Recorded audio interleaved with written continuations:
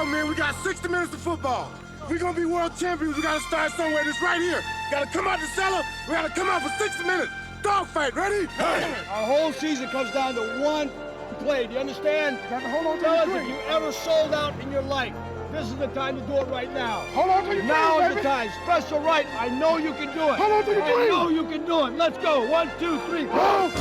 Get him, baby. Get him. Get him. Ow. Let's go! Watch the line draw! Right here, right here! Red 98.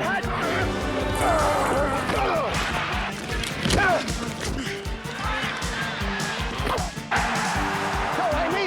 Go, Amy! Go, Amy!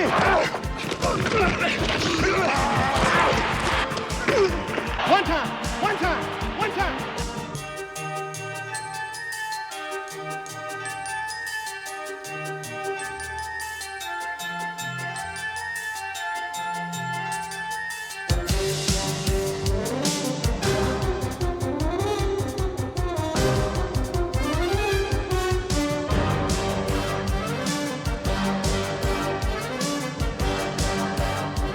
Hey, Daryl, we got to play defense and win it. You guys got to win it right here.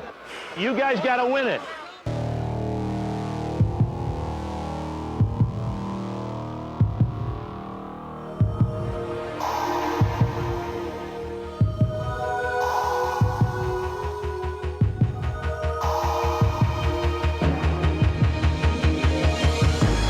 Every season and every game, men united in a single aim. All our heroes in a season story, men with guts, moments of glory, a test of strength and a test of pride, a test of spirit deep inside. Teams united in a single name, a battle burning when victories flame.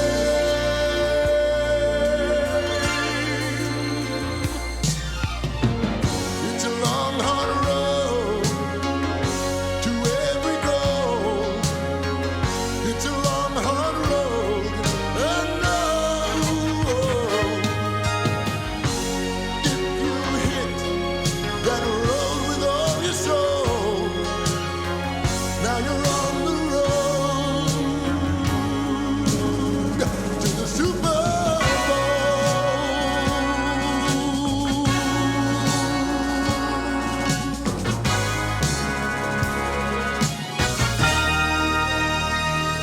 Program.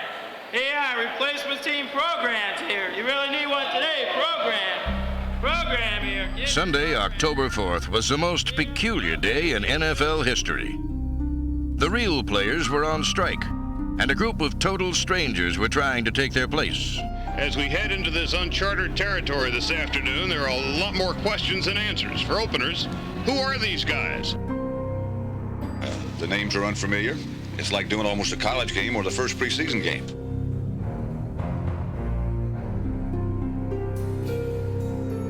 Well, first of all, before the kickoff, I got to find out how to pronounce everybody's name. Some solved the pronunciation problem with one word. That first week, replacement players were harassed, fans were absent or skeptical, and coaches deserved the greatest sympathy. With their motley crew of cops and car salesmen, bricklayers and bartenders, they had to start all over from square one. Okay, we got the national anthem, fellas. Get it right along the sideline.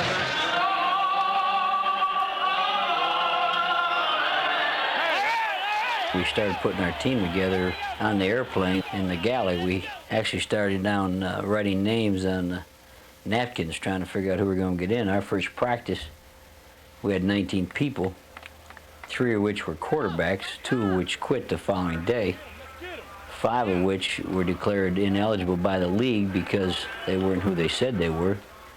One had died 4 years prior to coming out on our team. No one expected these imposters to be as game-ready as their predecessors.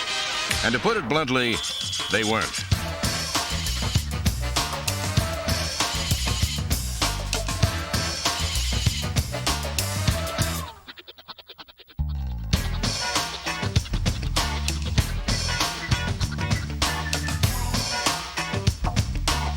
Some plays never really got started. Others seemed like they would never end.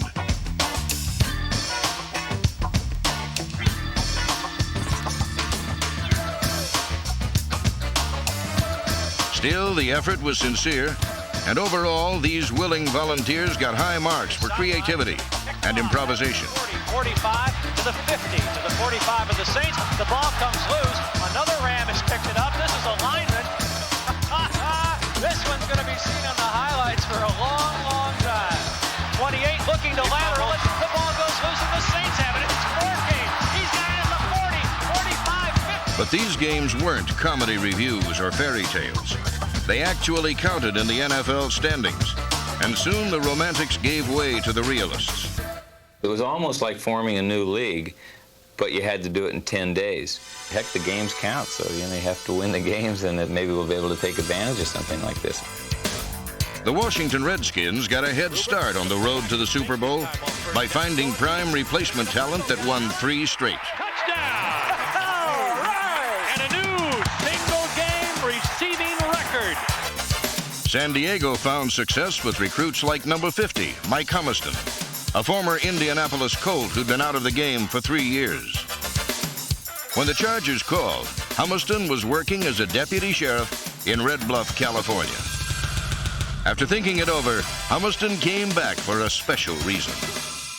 In 1984, my son Ben was diagnosed as having muscular dystrophy. I was very fortunate enough to get the opportunity to play for the Chargers. There's a lot of things that I told him that I wanted to do for him, and one of the things that he wanted to have was a quad runner. In going back and playing with the Chargers, I was able to buy him a quad runner. We were able to go to Disneyland, and they allowed me to do some things that I certainly wouldn't have had the opportunity to do had I not gone back and played football. As a Charger captain, Humiston led his adopted team to 3 wins and lived a dream that all other replacement players shared. This has been a real good time. It's an opportunity to play some football and make some money. And if it's over next week, it's over. You know, whatever happens, happens. But, you know, we all had our day in the sun today. It was real fun. Hey, let's go now. Man, let's all go together and let's make it happen now. Let's go. During 3 wild weeks of trial and error, teamwork began to fall into place.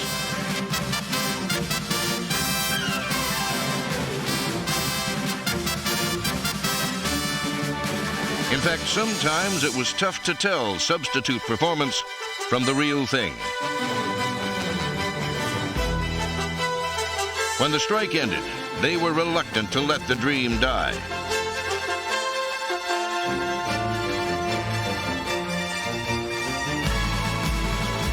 In the end, even former critics gave credit to these men who did their best in a difficult situation. It's all right. We may be scared, but we're the best ones. I tell you, it's something I remember for the rest of my life, you know. Even if I don't play another down, you know, I played these first 3 games. It feels wonderful. I don't anticipate going back and playing any more football. Certainly the opportunity that the Chargers gave me, they made some of the dreams that we had as a family become a reality. The down-home style of Houston head coach Jerry Glanville was embodied by his black clothes, bright country wit, and boundless enthusiasm. Let's get after it. Get it on. Get it on. All starts right here. Here we go. Here we go. All starts right here. Hold on. Hold on.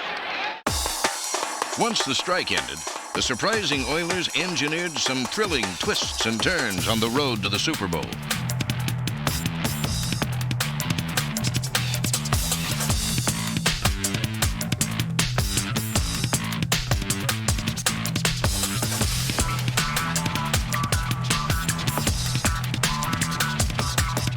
After 4 consecutive last-place finishes in the AFC Central Division, the Oilers earned a wild card berth and a place deep in the hearts of Texans.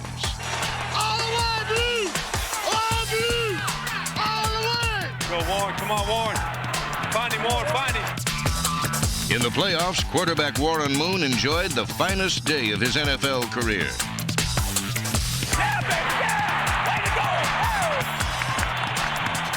But the Oilers had to work overtime to beat Seattle. Tony Zendejas with the kick of his life. On the line here. Snap back, ball down, kick up, on its way. And it is gone! It is gone! The Oilers win in overtime. Defeating Seattle 23-20. Advancing to Denver. While good old boy Glanville created a good young team in Houston, the Buffalo Bills were revived by the only NFL head coach with a Harvard master's degree in English history. Marv Levy once studied knights and kings. Now his passions are aroused by rookies and referees. They're offside. Hey, ref, they offside. Well, sorry. I saw it, but I'm not going to get on them today. What's the flag for? 89 threw his helmet. Coming over to the bench. No, he wasn't. He cannot take his helmet off and throw the helmet anywhere on the field of play. Call. That's not a chicken. It is a chicken call. Cover it up, damn it! Cover it up! The time to cover the ball up and the time to fight for yard. Damn, I'm so sick of rookies. So sick of rookies, I can't believe it. Seattle rookie linebacker Brian Bosworth provoked strong reactions once he made pro football his chosen profession. Raiders rookie Bo Jackson, number 34, likewise created a stir by making the game his hobby.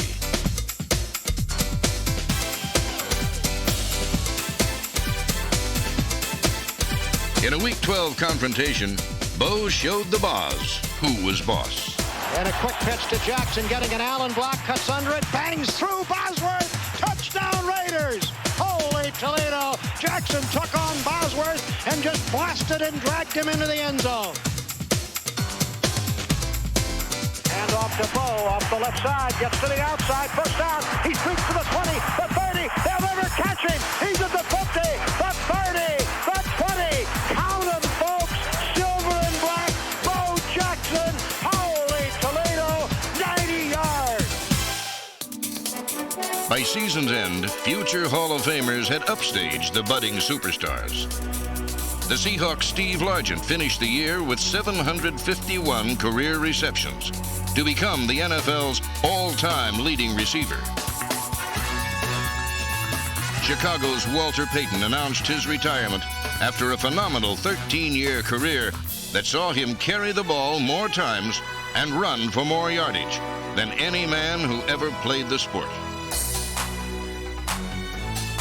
The Bears retired the jersey of this extraordinary athlete, whose spirit symbolized pro football at its best. While Chicago saluted a fabled career, Indianapolis celebrated a fairy tale season. Drill that guy. Colts head coach Ron Meyer displayed the personality of a smooth salesman, but his boldest move involved buying, not selling. A mid-season trade for Eric Dickerson, number 29, sent shockwaves throughout the league. Foes used to regard a contest with the Colts as a comforting thought, but in 1987, it became a lingering pain.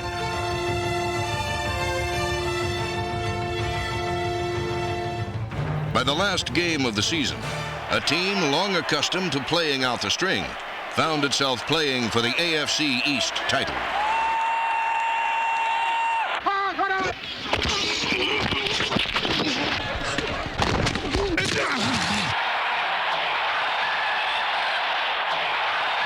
Trudeau on the delay gives it to Dickerson, trying to get outside, cuts up to the 30. He's at the 25, 20, 15, 10, 5, touchdown! He did it! 34 yards for Eric.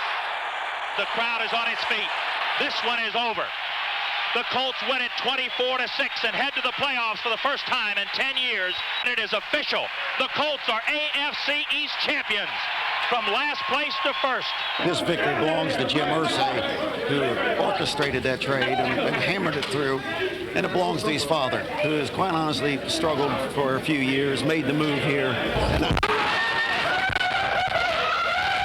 In a season of changes and surprises, an unexpected development found a long-time plodder emerge as one of the front runners on the road to the Super Bowl.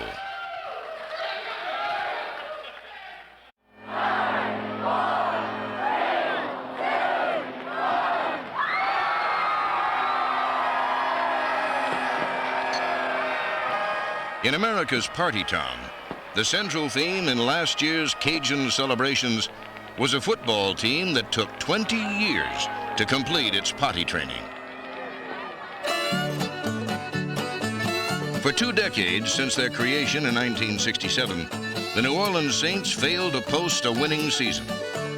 No other team in the history of professional sports even comes close to matching that mark of futility.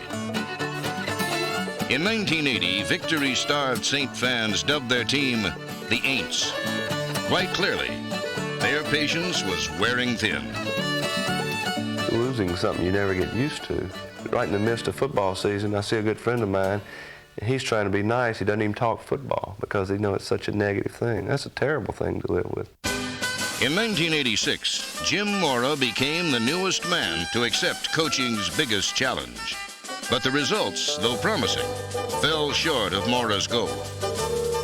I wanted to have a winning season because this is something that this team had never experienced, or this organization had never experienced, and I felt like it was important that we achieve that and get that monkey off our back. Kozar dropping into the end zone. He's hit. The ball goes free. It's another safety. Nobody enjoyed victory more than Saint owner Tom Benson. Conversely, nobody endured defeat worse than Jim Mora.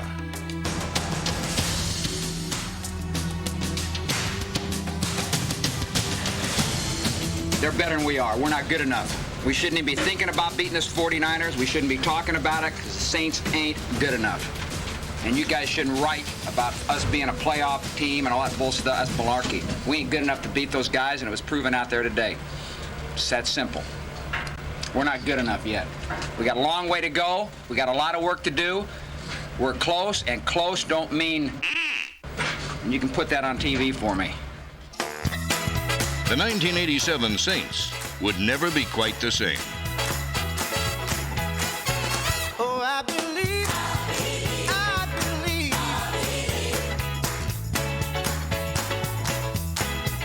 Oh, I believe, I've been saved. Sweet, sweet love. Oh, I believe, I believe.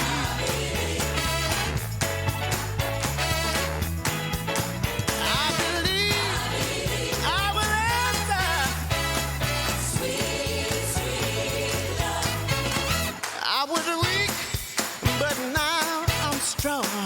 Oh, with the love guides me all day long. I believe, I believe, I believe, yes, I believe, I believe, I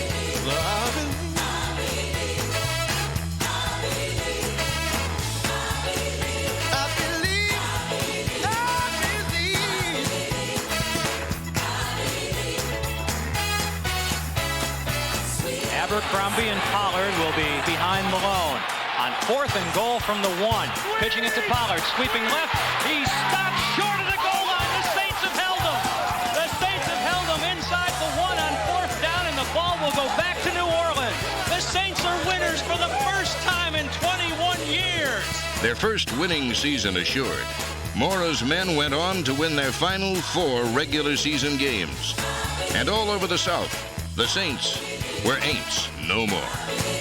They decided they could win. And usually that's the difference between winning and losing, is figuring out that you can. They're the best. They're the best. Absolutely the best. What do you guys think? They're the best? All right. And here we go, man. Looks like we're off and running. And finally, we got it going. The Good things come to those who wait, and the people here have waited 21 years for this. It's a fantastic feeling, and I know one that you must cherish as a former player. Well, I do. It's a unique organization in that the Saints came to New Orleans in 1967, so these fans are great football fans in the South. They've been very loyal to this team. In a lot of lean years, they've waited a long time. Dalton Hilliard behind Hebert on 2nd and 10. Bobby looks to throw again into the end zone for Martin. Touchdown!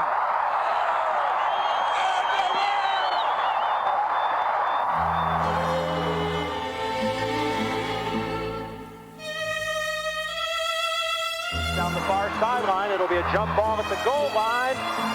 Was it taken in by the Vikings? It may have been. It is. It looks like Hassan Jones on that jump ball. Who would have thought that on the biggest day in Saint history, the Minnesota Vikings would be such party poopers?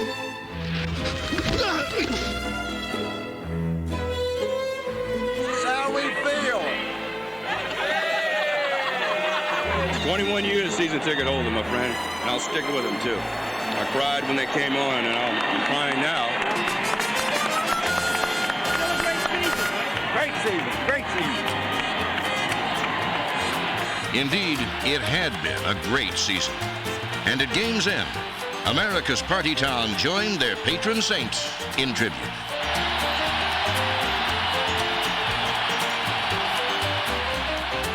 Last year I had hopes, but we've been hoping for 21 years. And every year we say this year. So finally this year have come. Thank God for the Saints.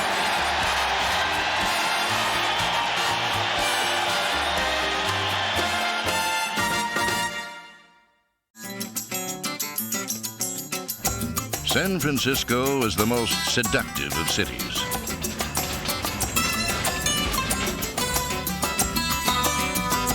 The town's alluring rhythms are as sensuous as a samba. Its football team also moves to a beat that is more rumba than rumble.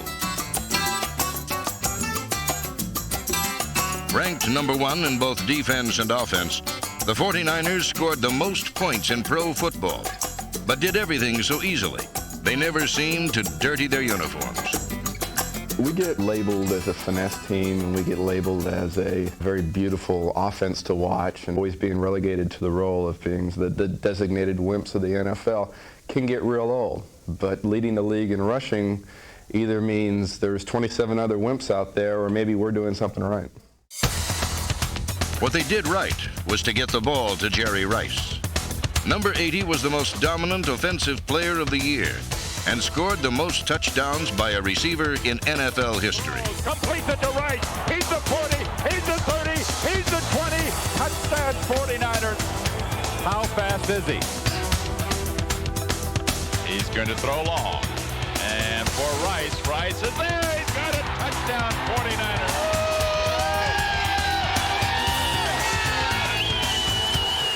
The 49ers compiled the best record in the NFL, but were never perceived as red-blooded heroes. Unlike the red meat-eating Bears, champions of the NFC Central.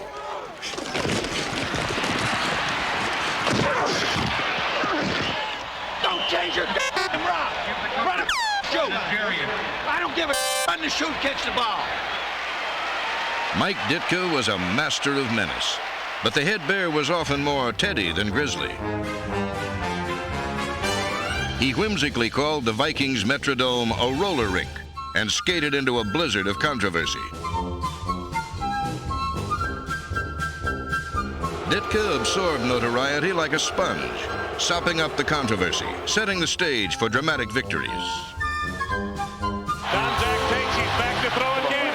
Donzak fires it over the middle. He's got Jeffrey, breaks the tackle, 30, 25, 20, takes to the 15. There's your Super Bowl team, Wayne Larrabee. Absolutely, Jim Hart. By winning the Central Division, the Bears chilled the hopes of the pesky Minnesota Vikings. But the Vikings, submerged under an ice cap of defeat, surfaced in the wild card playoffs. Carter at the 16 to the 20. Sidesteps, cuts back at the 25. Slips the man. He's to the 30, 35. He's to the 40. He's going to go. He's across the 50-yard line. The 30. Touchdown, Anthony Carter, 84 yards.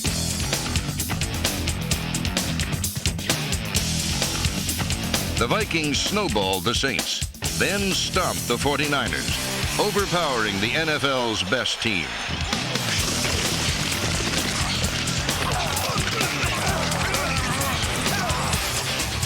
The Vikings, a mediocre 8-7 in the regular season, defied the odds makers because number 81, Anthony Carter, defied gravity.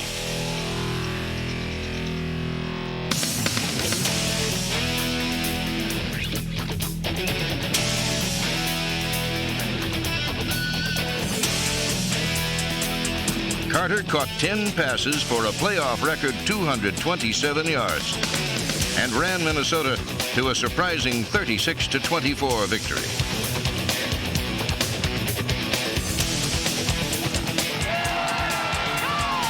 Last week it was the 12-3 New Orleans Saints with the second-best record in football. This week, the 13-2 San Francisco 49ers. How do you like this man? Yeah! Just as unlikely as the Twins are the Vikings, and who's to say that this isn't going to be a blessed year for the upper Midwest? This afternoon, we welcome you to frigid Soldier Field on the shores of Lake Michigan for the National Football Conference playoffs featuring the Washington Redskins against the Chicago Bears. And a good afternoon, everyone. I'm Wayne Larrivee. The temperature 9 degrees, the wind out of the south at about 2 miles an hour, the wind chill hovering around 0 degrees. The Redskins entered the playoffs like Steven Spielberg on Oscar night, overlooked and forgotten. In 1987, they built a solid, if unspectacular, 11-4 record with a timely offense and a sturdy defense.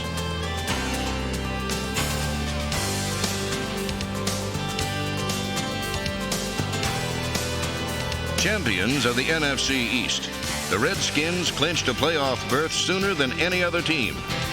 Yet when headline teams were discussed, the Redskins rated small typeface.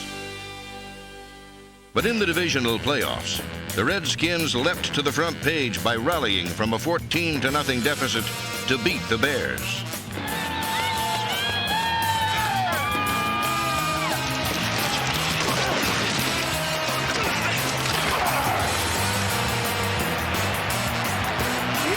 It is Green from the 48 to the 50 to the 45 right sideline. He's to the 35, hurdles the defender to the 30. Cutting left, breaks into the clear to the 25-20. He's going all the way. Touchdown.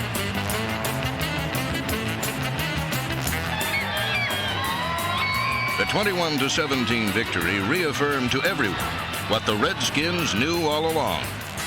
Told y'all, baby, we the number one. Once again, the road to the Super Bowl would pass through Washington.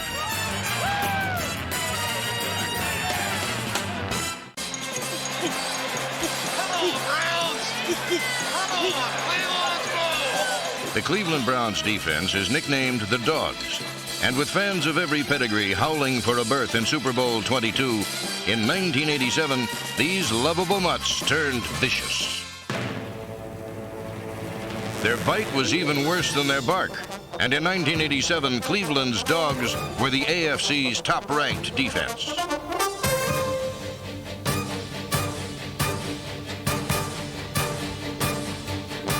The Browns sprinted to their third straight Central Division title, guided by their mild-mannered 24-year-old quarterback, Bernie Kosar, number 19. He is certainly not a picturesque NFL drop-back quarterback, as it were. But I've never felt that the way you look getting something done is as important as your ability to get it done. As a result, I think there's probably even a greater respect for him because as some people view him, he's overcoming that lack of natural athletic ability. In 1987, Kosar threw 22 touchdown passes, only 9 interceptions, and his 62% completion rate was the AFC's best. For the second straight season, the Browns won a berth in the AFC Championship game, where Cleveland's Clark Kent would once again meet Denver's Superman. Here we go. I left. Draw right, fullback slant on set hut. Set hut. Hurry up! Red 28! Red 28! Number 7, John Elway, is pro football's man of steel, and a quarterback whose mighty talents make the Denver Broncos equally super.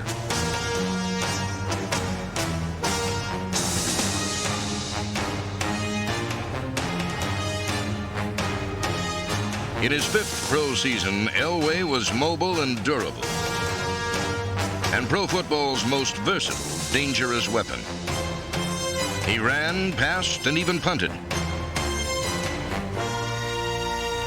And once, when the Seahawks were advancing a fumble, number 7 made a touchdown-saving tackle. No other player beat opponents in so many different ways, and no other quarterback combined such mobility with sheer arm strength.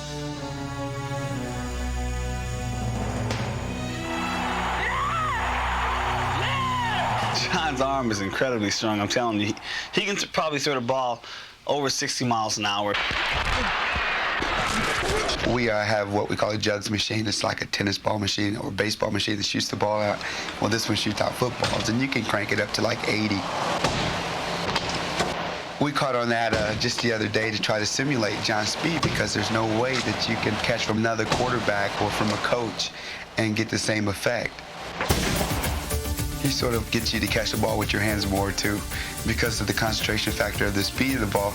And then you know if you're going to catch it on your body, get ready for some pain, because they could literally stick to you. You probably wouldn't even have to catch it. So.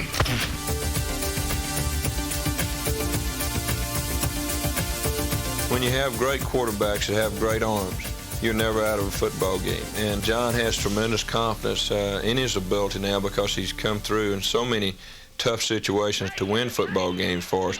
Tight! Not only does he have confidence, but the confidence of your whole offensive and defensive team. Sewell shovels it back on the flea flicker to Elway, and here it comes long for Vance Johnson. Open 15, 5, touchdown Vance Johnson. Sparked by the 3 amigos, wide receivers Mark Jackson, Vance Johnson, and Ricky Natile, the Broncos began playing like a Super Bowl contender at midseason. But along with Senor Elway and his amigos, Denver's championship dreams rode on a defense that featured 7 players in new positions, along with tough veterans like Rulon Jones, number 75. Reverse! Reverse! Cheap shot. Let's make a big one here. Let's go. If we're going to have to fight them, we're going to fight them. We've got to get fired up. Keep flying around, and things will start going our way.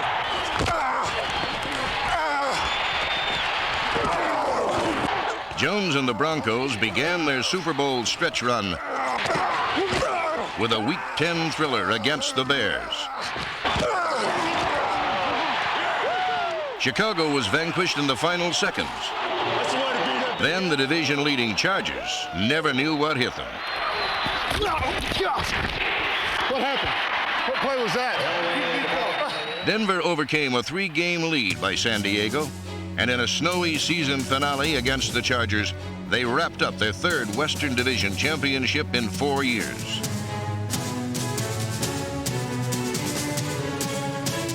Clark takes it at the 28, crosses the 30, gets out near the 40, and still spinning to the right on his feet at the 40-yard line. He's across the 50, the Charger 40, to the 30, breaking a tackle. He might score. K.C. Clark returns. With the best record in the AFC, the Broncos raced into the playoffs, where the wild card Oilers turned into jokers. 2nd and 11, throw the pass into the end zone. It is fumbled at around the 1-yard line, and the Broncos have recovered the ball. The Oilers never recovered, as Elway capped a 34-10 victory that propelled Denver into the AFC Championship game. For the 2nd straight season, the road to the Super Bowl would be a collision course for Kosar's Browns and Elway's Broncos. San Diego, here we come. Redskins got them on the run. Led by Williams, Golden, San Diego, here we come. Bring on the dogs and their angry crowds to the best fans in the league.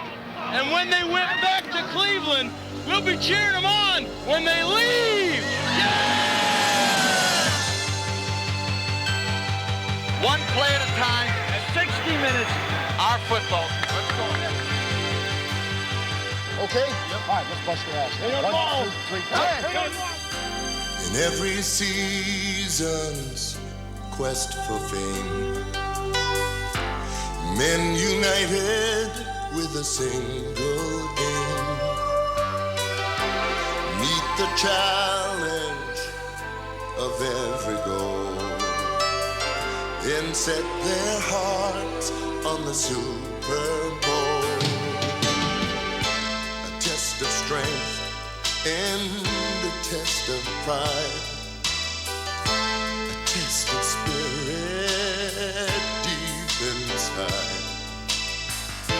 A team united in a single name, a battle burning with victories flame.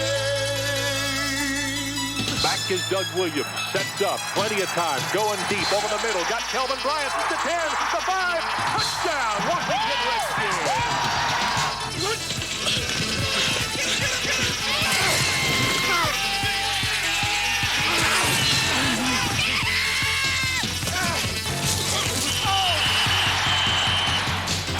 Wide receiver set as Kosar backpedals. Firing, caught by Slaughter over the middle. It's popped loose and intercepted by the Broncos. And Elway drills the pass. Fingertip catch, touchdown, Ricky, the tail back in the end zone. First and goal at the 2. They give it to Sewell on the end around, coming left, and Steve Shaw will score. You guys are coming apart. Come on, Wade. Start it down there. Get there.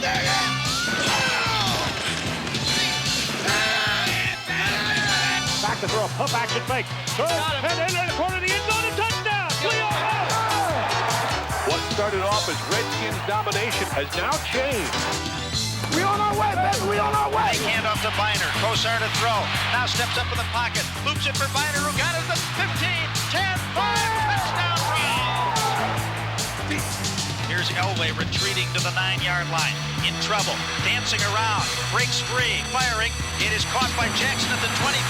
Breaks a tackle. Gets a first down at the 35, 40, 45, 50.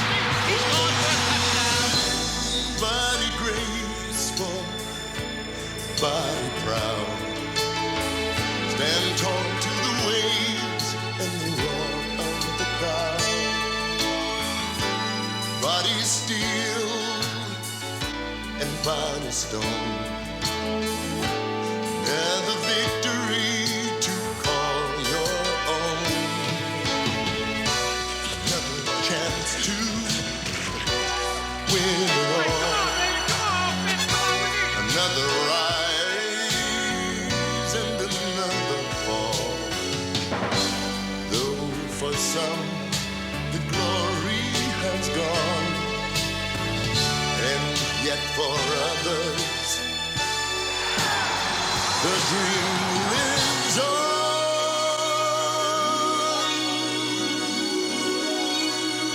One down to the Super Bowl.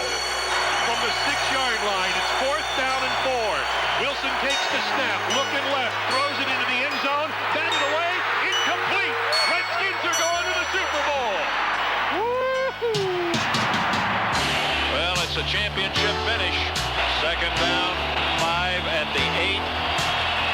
Kosar, the Biner trying to slip left at the 5. He's at the goal line. Biner loses the ball. Denver recovers the fumble. Oh, it's a long, hard road to every goal. It's a long, hard road, and and if you hit that road with all your soul, now you're on the road to the Super Bowl. The Washington Redskins are the National Football Conference champions. The Broncos are back in the Super Bowl for the 2nd year in a row. They are going to San Diego.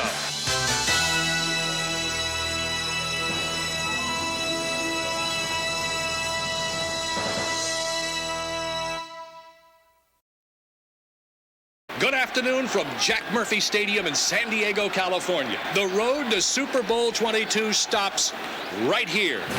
This afternoon, we're going to play the biggest football game in the history of Western civilization. Or for this year, anyway. The Washington Redskins against the Denver Broncos.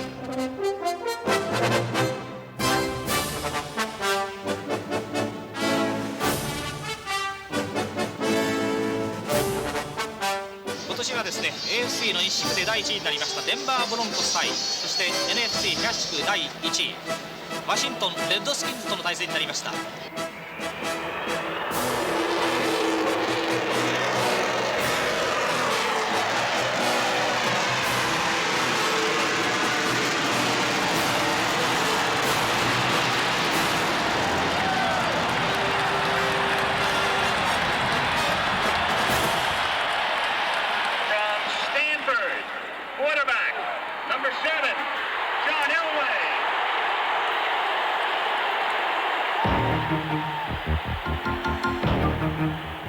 Super Bowl XXII was viewed as a contest between one man and a team. The Washington Redskins and head coach Joe Gibbs were making their third Super Bowl appearance in the past 5 seasons, thanks to their cast of many, while the Denver Broncos and head coach Dan Reeves were playing in their second straight Super Bowl because of the superhuman talents of John Elway, number 7. Elway's skills were matched against Doug Williams' heart. Cast as the Super Bowl's Rodney Dangerfield, number 17 was a quarterback who had not gotten the respect that he deserved after leading the Redskins into pro football's premier pressure event.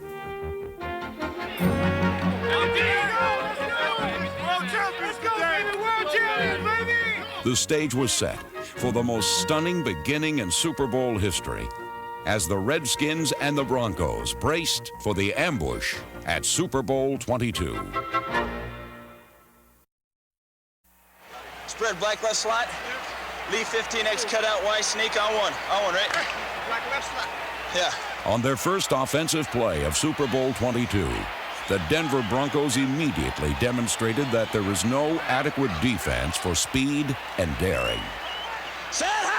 Wide to the far side, 84, Ricky Nattiel. Shotgun formation on first down for Elway. That's a surprise. Come on, John! Red 98, hot! Broncos will go right to the shotgun. First snap, Elway drops to the 35, and he's throwing it up the far side. Nattiel is open. Ball coming. Nattiel catches it for a touchdown. 56-yard touchdown pass. Elway to Nattiel. First Bronco plays. 13:03 to go in the first quarter. The quickest touchdown ever in a Super Bowl was simply Denver doing what they did best. The first time Elway touched the football, he launched a 56-yard rocket to rookie Ricky Nattiel, who had streak past Redskin cornerback Barry Wilburn.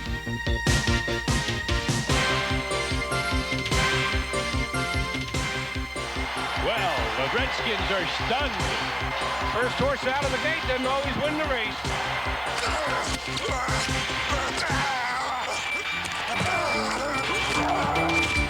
While Denver stormed out of the gate, the Redskins stumbled. Washington was suffering from an attack of nerves, while John Elway was attacking with nerves of steel.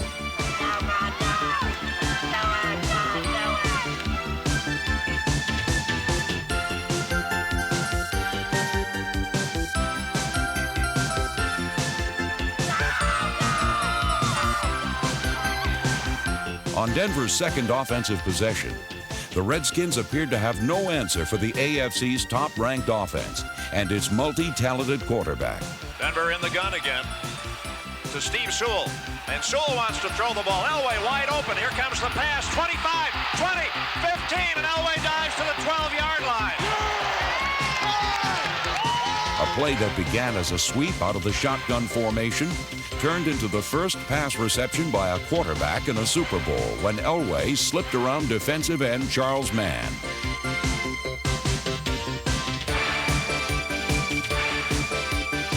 With 3rd and 3 at the Redskins' 7-yard line, Denver's head coach Dan Reeves needed a play that would, at the very least, keep the drive alive. In a similar situation, when these same two teams had met a year earlier, Reeves had sent Elway on a quarterback draw. And when Denver successfully blocked out defensive tackle Dave Butts, the Broncos scored a touchdown. In Super Bowl XXII, Denver would attempt this same strategy, Only this time, the Redskins were ready. Dave Butts, number 65, was involved in a crossing stunt with number 77, Darrell Grant, who slanted into the point of attack. This allowed Butts to have a clear shot at Elway, who was dropped for a loss. Denver settled for a Rich Carlos field goal and what seemed to be a valuable historical edge. No team has won a Super Bowl game after trailing by more than 7 points at any time during the game. Redskins are down 10 here in the first quarter. Kick it off for the third time again. Sanders is deep, and he catches this one inside the 2. Turns, and he's up to the 10. Knocked down at the 17-yard line and loses the football. Big pile up and around the 15-yard line. Who's got it? Though Denver believed they had the ball, after a frantic scramble, the officials ruled that Redskins linebacker Raven Caldwell had dug it out of the mob. Unfortunately for Dan Reeves, the replay only showed that the fumble had been caused by a punishing hit by Ken Bell, number 35. Once the ball was on the ground, several players had a shot at it. But when it disappeared beneath the pile, the replay was inconclusive, and the ball was awarded to Washington. Many would later argue that this play was the turning point of Super Bowl XXII. But while Denver was denied an important opportunity, their defense never allowed the Redskins to cross midfield on their next 2 possessions.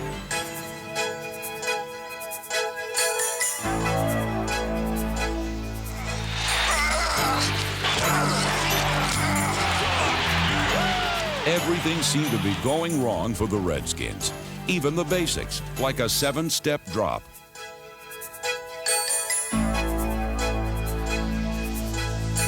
Late in the first quarter, Doug Williams slipped and twisted his left knee. Williams was ruled down before the apparent fumble, but when he tried to walk back to the huddle, he collapsed. It appeared as though it couldn't get any worse for the Redskins, until Williams' replacement, Jay Schrader, number 10, was immediately sacked by Carl Mecklenburg. Denver dominated the first quarter 10-0, and there was nothing to indicate that the Broncos were riding into the Super Bowl's biggest ambush ever. As the second quarter began, quarterback Doug Williams had tested out his sore left knee and was ready to return to the lineup. Even more encouraging was the fact that Denver's offense had finally started to stall. After completing 3 out of his first 4 passes, Elway completed only 1 out of his next 9. Some were misfires. Others were caused by defensive pressure that allowed the Redskins to regroup. We're going to start making them in a minute. We'll start making them. Everybody keep your head up. Stand. Washington's first offensive play of the second quarter ignited the most stunning 15 minutes of football in NFL history. The Washington Redskins offense is back on the football field, and so is number 17, Doug Williams.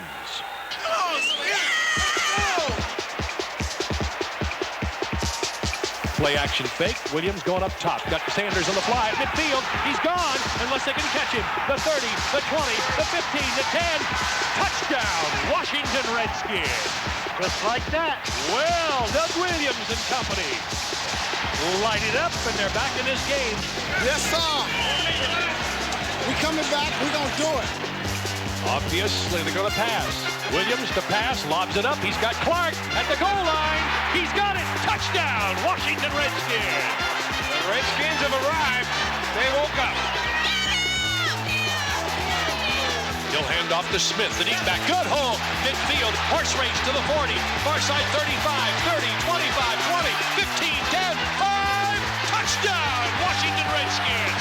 Timmy Smith from 58 yards.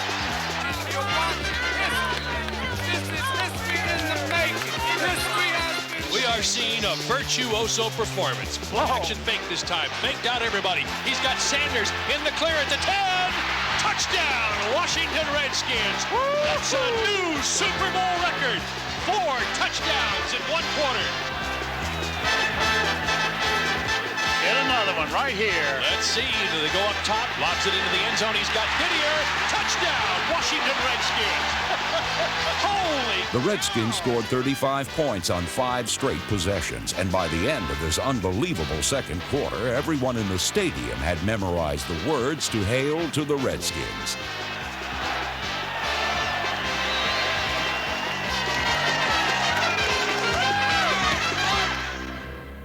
Denver's collapse was as sudden as it was complete. Bronco defensive coordinator Joe Collier's unit had given up 5 touchdowns on only 19 plays from scrimmage and had helped to create a new Super Bowl hero. Doug Williams made the most of its moment in history. However, number 17 wasn't just the first black quarterback to start in a Super Bowl. For one magnificent quarter, he was the finest quarterback ever to play the game. This electrifying performance began when Bronco cornerback Mark Haynes crowded the line of scrimmage on the first play of the second quarter, and when wide receiver Ricky Sanders gained an uninterrupted release. Haynes was beaten deep by Williams' accurate throw. Bronco safety Tony Lilly arrived too late as Sanders took the ball in stride for a record-tying 80-yard touchdown reception.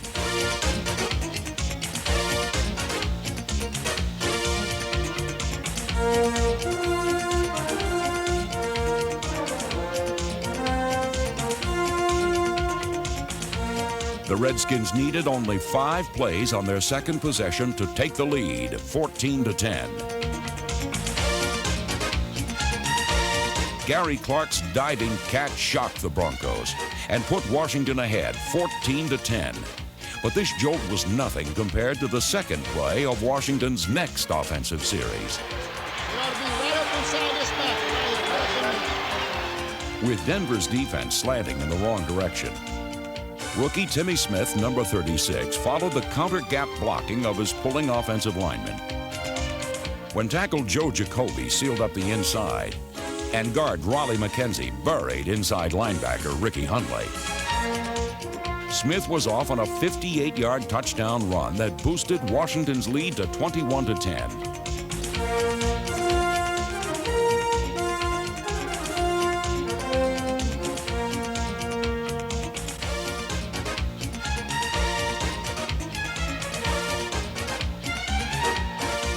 Used very little during his 1987 rookie season, Smith had never started an NFL game prior to Super Bowl XXII.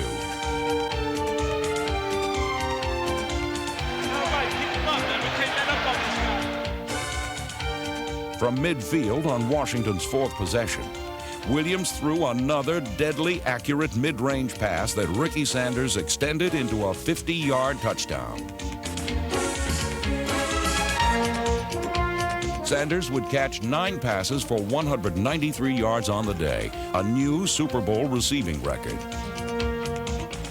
Super Bowl XXII had turned into a dream come true for one quarterback and a nightmare for another. Elway was unable to keep pace with Williams, and throughout the second quarter he was too often bold when patience might have served him better. Trailing 28-10, Denver's defense needed to rest, but on 2nd and 2, Elway was intercepted by Barry Wilburn, the cornerback he had victimized earlier for a touchdown. Elway's misfire ended Denver's hopes, while Washington marched on thanks to the tough and gritty performance of their former backup quarterback. Neither pressure from the Broncos nor a gimpy knee was going to keep number 17 from his date with destiny. In Super Bowl XXII, the character of Doug Williams surpassed the achievement itself. However, Washington's performance was anything but a one-man show. It was simply the result of a team reaching perfection in all phases of the game.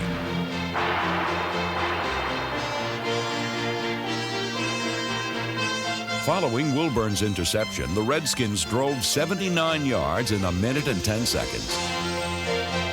When Williams found tight end Clint Didier, Washington scored their 5th straight touchdown. In the second quarter of Super Bowl XXII, the Washington Redskins established postseason records with 35 points and 356 yards of offense in one period. Amazingly, this Super Sunday ambush had taken the total time of possession of 5 minutes, 54 seconds.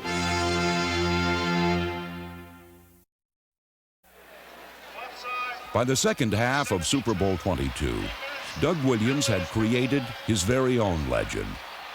He's a new Namath. He'll be the most valuable player, too, isn't he? That's what really counts. It would take a magical effort equal to that of the Redskins' second quarter in order for Denver to get back into the game. However, not even a magician like John Elway could make the 25-point deficit and Washington's punishing defense disappear.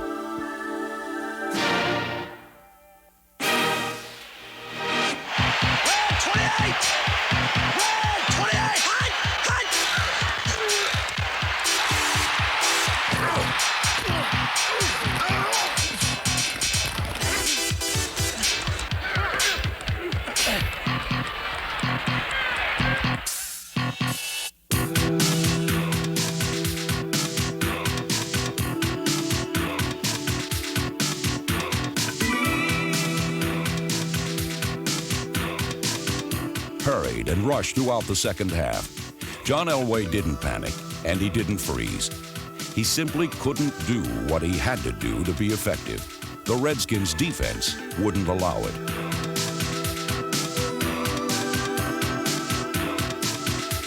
With no threat of a running game, Washington blitzed a safety or linebacker on every big play, cutting off escape lanes and turning up the pressure.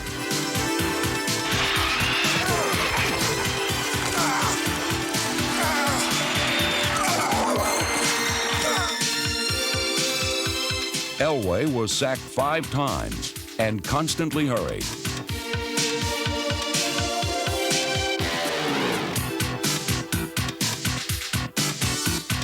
Elway fired 1 interception to a wide-open Tony Davis, number 34, 2 more to Barry Wilburn, number 45. And when Denver managed to gain only 2 yards in the third quarter, the competitive phase of Super Bowl XXII ended.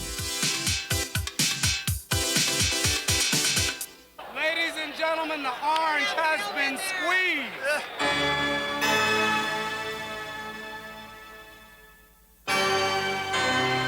For the second straight season, the Denver Broncos lost pro football's biggest game.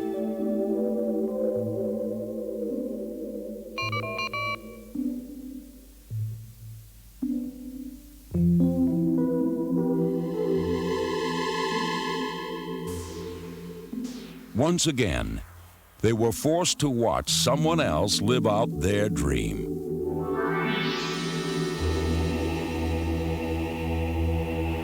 Most valuable player of Super Bowl XXII is quarterback Doug Williams of the Washington Redskins. First black quarterback to start a Super Bowl, the first black quarterback to win a Super Bowl. I tell you what I hope Doug Williams does, Frank. I hope he puts to bed once and for all about the black athlete in professional football.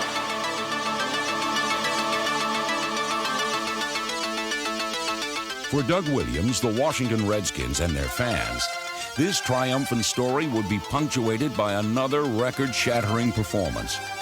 I'd hand that ball to Timmy Smith, see what he can do with it again. Here goes Timmy Smith on the left side. Good blocks, 40, 35, 30.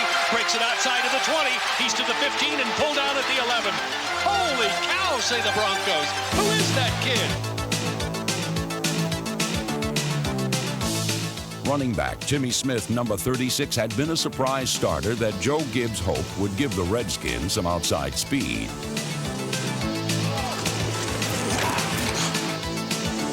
Gibbs obviously got what he wanted. And by game's end, this rookie had broken Marcus Allen's Super Bowl rushing record by gaining 204 yards on 22 carries.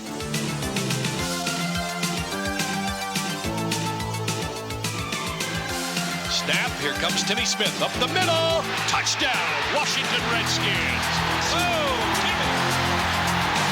Fittingly, Timmy Smith closed out the scoring as the Washington Redskins convincingly won the greatest prize pro football has to offer. Hail to the Redskins begins here in San Diego. The football game is over. The Washington Redskins, for the second time in 5 years, are National Football League champions.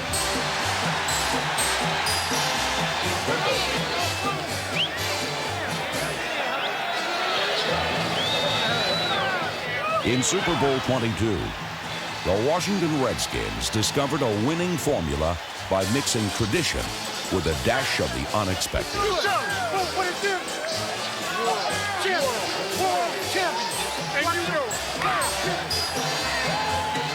The Redskins of head coach Joe Gibbs and general manager Bobby Beathard combined skill and daring with a kind of fundamental football that invariably triumphs in pressure situations. It was a record-breaking performance by a determined group of men who ambushed the favored Denver Broncos 42-10 and earned the right to be called world champions.